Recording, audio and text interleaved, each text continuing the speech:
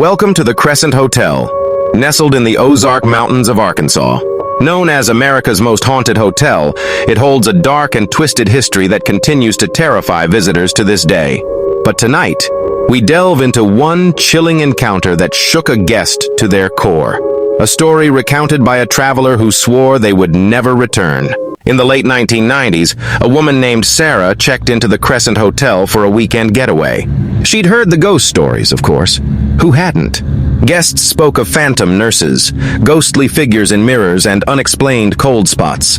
But Sarah was a skeptic, someone who laughed off the supernatural. She was assigned room 218, notorious for being one of the most haunted rooms in the hotel.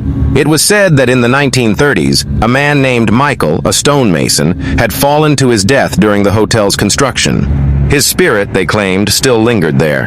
Her first night was uneventful, though she couldn't shake the feeling of being watched.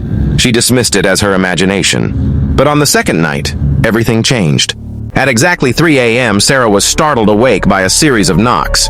They weren't coming from the door, but the headboard of her bed. She sat up, heart pounding, and turned on the light. There was no one there. She chalked it up to the old building settling, but the moment she closed her eyes, the knocking resumed, this time louder and more deliberate. Then she felt it. A cold hand pressed against her ankle. Paralyzed with fear, Sarah couldn't move. The pressure on her ankle tightened, and then she heard it. A deep, guttural whisper.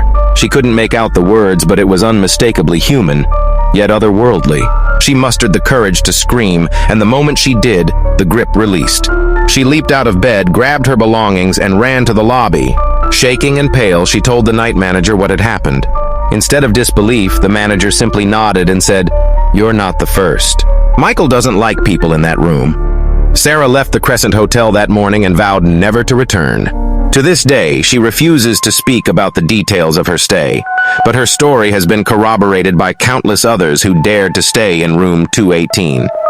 Some say the Crescent Hotel is a place where the past refuses to rest, a place where the veil between the living and the dead is impossibly thin.